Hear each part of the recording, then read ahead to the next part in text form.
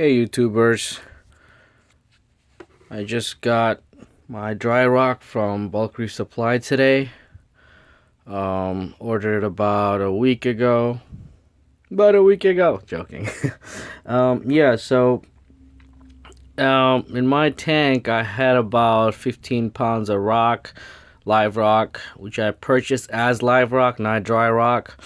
There were I haven't had any problem with those rocks yet as far as critters and unwanted hosts that come with these kind of rocks usually. But after buying those, I watched some videos and I found out that it could be potentially dangerous. So, and I needed more live rock in my tank because it's a 40 gallon. I don't have enough rocks in it. My nitrates were up, so I need to add more live rock. So I decided to go with the cheaper option, which is dry rock. And they came in today. I watched the YouTube videos just like everybody else, and I'm gonna have to cure these rocks myself, get them ready, prepped for my tank. Now, I was thinking about just throwing them in the tank as it is, and let the process happen inside my tank, but it would take longer. It would take really while for these rocks to cure, and I don't want any algae growth on these rocks because I'm running LEDs and they stay on for about 6 hours a day. And I have right now I have a minor algae growth on my current live rock in my tank, and I'm trying to get rid of that. And I don't want nothing growing on these because these are gonna be basically I'm going to use these as my top piece or the front piece, and the current ones I have will be the base piece. So, if you see my other video, you'll see the types of live rock I have currently in my tank. And, I want to use these as the display, as you can say, the face of my tank. These are very beautiful shapes. Sorry. Now, one thing I would have to say is that I was hoping for these rocks to be a little bigger. I was expecting at least one more rock to be the size of this Pucani rock. But they came in a lot of tiny pieces, as you can see. They're not very small, but they're not very big either. They're just average size. Some are tiny, like this one. I guess these are probably gonna be the fillers to fill in the gaps or stuff. It's fine right now. So I'm gonna walk you through the process I'm doing.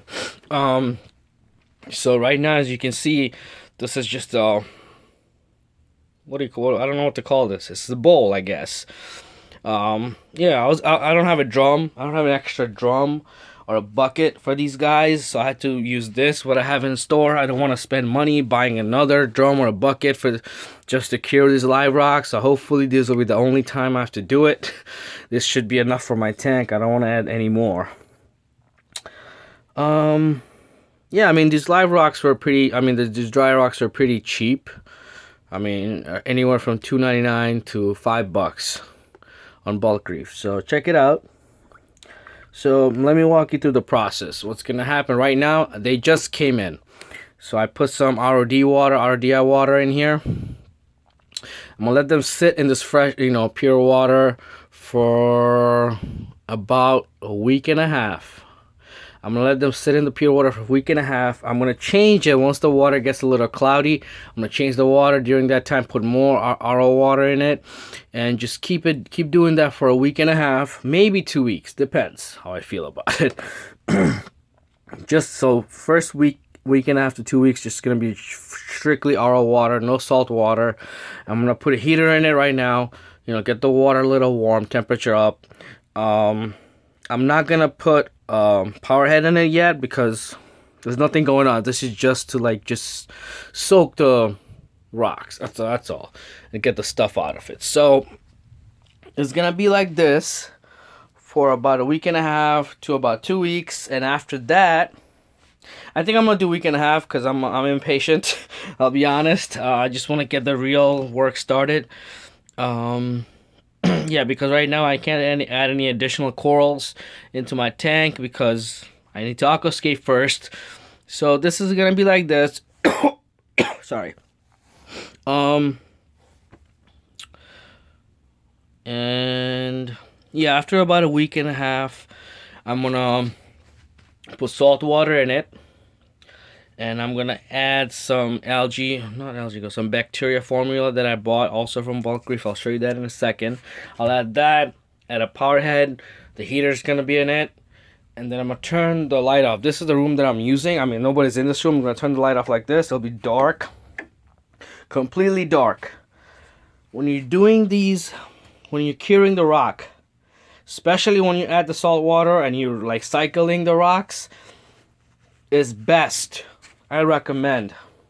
And I've had a lot of people tell me, keep it in a dark room. No light.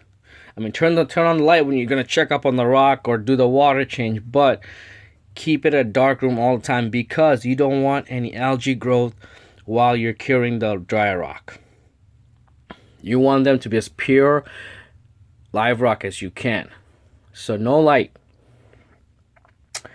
And yeah, after what I'm gonna do is eventually, after I add the salt water and the stuff, that I'm gonna do for about 3 to 4 weeks, depending on, I have to check the water parameters. But I'm gonna throw in a damsel that I have eventually during the cycle. I'm gonna throw in a damsel just to get things, fast forward. Yeah, so that's it for now. I'll keep you guys updated.